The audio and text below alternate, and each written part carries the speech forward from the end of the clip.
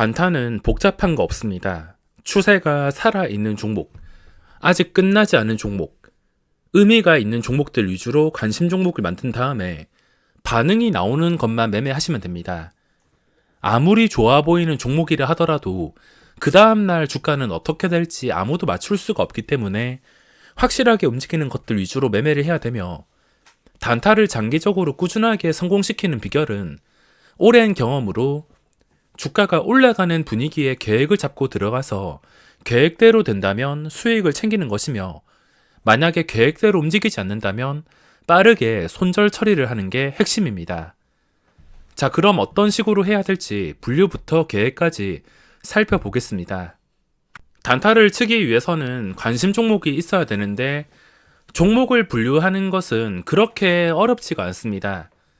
저 같은 경우는 아직까지 추세가 살아있는 것들, 최근에 시세가 나온 것들, 그리고 조정이 나온 것들, 어째 되었든 간에 최근에 강한 시세가 나왔으며 또는 시장에서 주목을 받았거나 아직까지 추세가 완전히 무너지지 않은 종목들 위주로만 분류를 해서 그 종목이 당일 튀어 오를 때만 매매하고 있습니다. 제가 분류해 놓은 관심 종목 창인데 이 종목들이 무조건 좋다는 게 아니라 이런 식으로 분류하다 보면 오전부터 좀 적극적으로 튀어 오르는 종목들이 확실하게 잡힙니다. 수요일 같은 경우는 대원화성이라는 종목이 잡혔는데 장 시작하자마자 5분도 안 돼서 전일 대비 거래량 거의 30-40% 그 이상 순식간에 잡아먹으면서 이런 식으로 주가가 서서히 올라오기 시작합니다. 저도 장 초반에 잠깐 빠르게 찔러봤다가 그 뒤에는 좀 어렵게 움직이고 거래량이 끝났다 싶어서 다른 종목에 집중한다고 이거를 그 뒤부터는 손을 대지 않았는데 순식간에 이렇게 급등이 나왔습니다. 보통은 오전에 시세가 크게 나오는 경우가 많아서 아직까지 추세가 끝나지 않았다면은 언제라도 이게 두더지 게임처럼 종목들이 올라오면서 올라오는 두더지만 잡아주시면 됩니다. 자, 관심 종목을 분류하는 방법은 어렵지가 않습니다. 어떤 식으로 분류한다 하더라도 틀린 게 없으며 내가 원래부터 보고 있던 종목들 플러스 그리고 아직까지 추세가 살아있는 종목들 플러스 어떤 화면을 이용하더라도 관심 종목을 쉽게 분류할 수 있습니다. 그리고 관심 종목은 소수의 종목에서 집중하는 것도 중요하지만 예시를 들어서 이렇게 종목이 많다고 치면 그날 급등하는 종목들 위주로 집중 매매 화면으로 끌어와서 이 종목을 소수로 집중해 주는 게 종목을 좀 편하게 보면서 편하게 대응할 수가 있습니다. 장 시작하고 나서 반응이 오는 것들 위주로만 집중 화면에 끌어놓고 또 반응 오는 것들 끌어놓고 이걸 계속 보기에는 눈 아프니까 집중력 떨어지니까 반응이 오는 것들 위주로만 집중해서 볼 수 있는 화면으로 끌어주시면 됩니다. 자, 관심 종목을 분류하는 방법은 최근에 좀 강했던 종목들 그리고 너무 많이 올랐던 것들은 제외를 시킵니다. 최근에 원액큐브라는 종목이 많이 올랐고 또 정치 테마주들이 시장에서 많이 오르고 있습니다. 정치 테마주 다 상관없이 분류를 했을 때 최근에 많이 오른 것들은 뭐 분류를 하고 있어도 되지만 무리해서 분류를 할 필요가 없습니다. 왜냐하면 최근에 급하게 올랐기 때문에 이런 종목은 바로 들어가지 못하겠지만 시간이 한 일주일, 2주일 지나고 나서도 주가가 잘 떨어지지 않고 그 다음 상승을 준비한다, 3차 상승을 준비한다 싶으면은 그때 반응이 올 때만 들어가서 빠르게 수익을 챙기고 나오는 것입니다. 그리고 최근에 좀 의미가 있었던 것들, 신규주를 분류해줘도 되고 자신이 원하는 종목들, 뭐 마음에 든다 싶으면 일단은 최근에 시세가 나왔다 싶으면 분류를 하는 겁니다. 분류한다고 돈 드는 거 아니기 때문에 자신 있게 최대한 많은 종목을 분류해주는 게 중요합니다. 어차피 많이 분류해봤자 거래량이 급증하는 종목은 소수이기 때문에 그 소수 종목만 잘 찾아낸다면 충분히 매매를 할 수가 있습니다. 일단 최근에 추세가 살아있는 것들, 아직까지 멀쩡한 종목들 위주로만 그냥 다 분류를 해주시면 됩니다. 어떤 화면을 이용한다 하더라도 틀린 건 없으며 최근에 캔들이 음봉이 나왔다 하더라도 상관없습니다. 어차피 이런 종목은 좋은 종목이면은 다시 추세가 좋아지면서 거래량이 붙을 것이고, 그 거래량이 붙었을 때 괜찮은 캔들이 뜨면서 고점과 거리가 가까워진다면 매매하면 되기 때문에 일단은 다 분류를 한다 하더라도 손해볼 건 없습니다. 자, 제 방식대로 편하게 분류를 한다면 의미가 있는 것들은 모조리 분류를 해주고, 이 캔들은 도저히 감당할 수가 없다, 이거는 좀 아닌 것 같다, 이렇다 싶으면은 어차피 나중에 양봉이 뜨고 나서도 분류해도 늦지 않기 때문에 당장 이런 캔들이 떴으면 양봉이 떠서 한 여기까지 끌어올릴 때까지, 그때까지는 분류를 할 필요는 없습니다. 최근에 시세가 나왔던 한빛소프트, 일단은 뭐 최근에 움직였다 싶으면 전부 다 분류를 해주는 겁니다. 최근에 뭔가 움직임이 있었다 싶으면 뭐 정치 테마주든 뭐든 간에 일단 분류하고서 계획을 세운다 하더라도 절대 늦지 않습니다.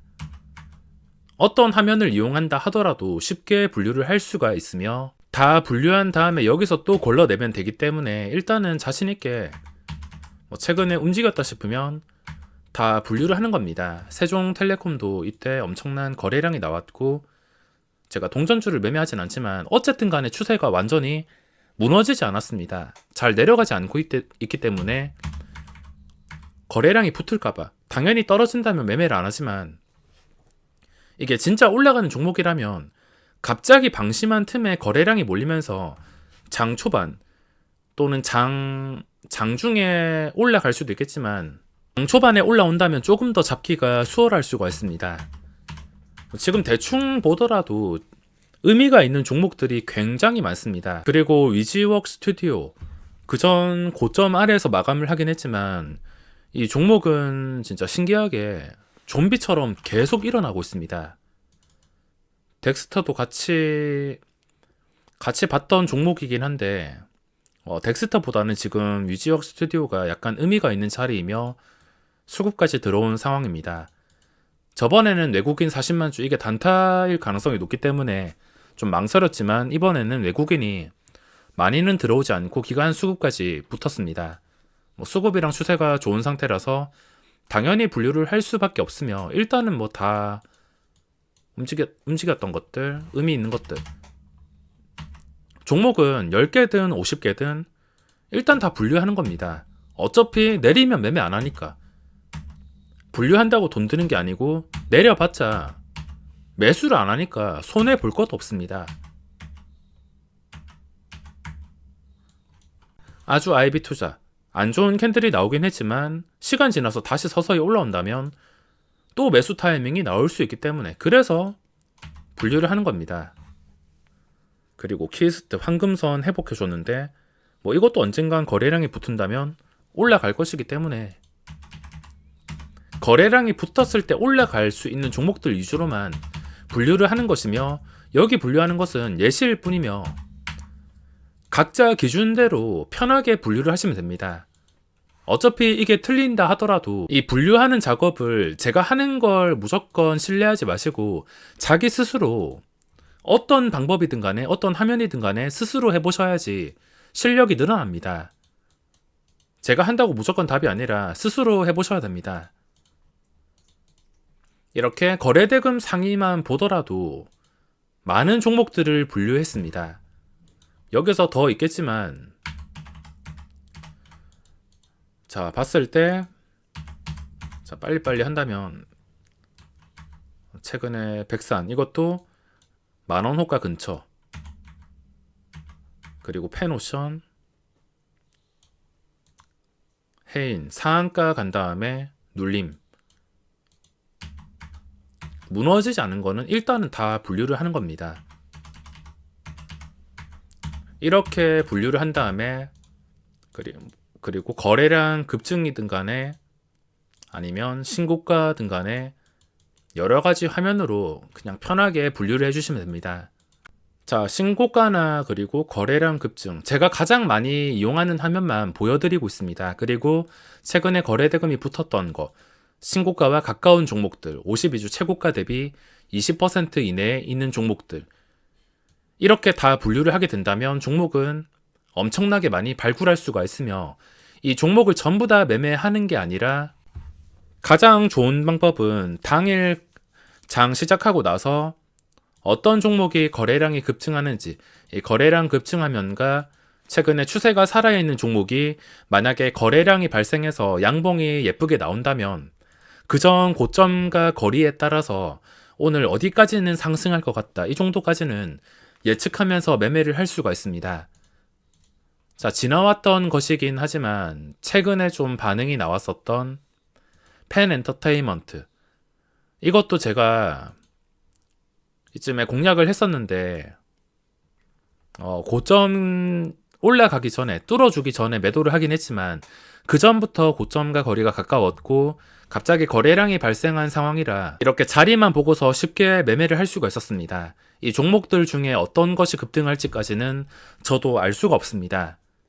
아무리 괜찮아 보이는 종목이라 하더라도 뒤통수를 치는 시장이고 좀 나빠 보이는 종목이 갑자기 올라갈 수도 있는 시장이라 상승 하락을 예측하고 맞추는 것은 아무 의미가 없습니다. 데이 트레이딩을 하려면, 직업처럼 생각하고 하려면 확실하게 반응이 나오는 것들, 추세가 유지가 되고 그 추세가 완전히 무너질 때까지 지켜봐 주는 게 중요합니다. 종목 분류는 이런 방법으로 각자 스스로 해보시는 게 가장 좋으며, 여기서도 다 분류를 한다면 분류를 할 수 있겠지만 시간이 너무 오래 걸릴 것이기 때문에 딱 여기까지만 하겠습니다. 데이 트레이딩은 이 과정만 알고 있고 충분한 경험이 쌓이면서 좋은 습관만 갖춰지게 된다면 충분히 꾸준한 수익을 노려볼 수가 있을 것입니다.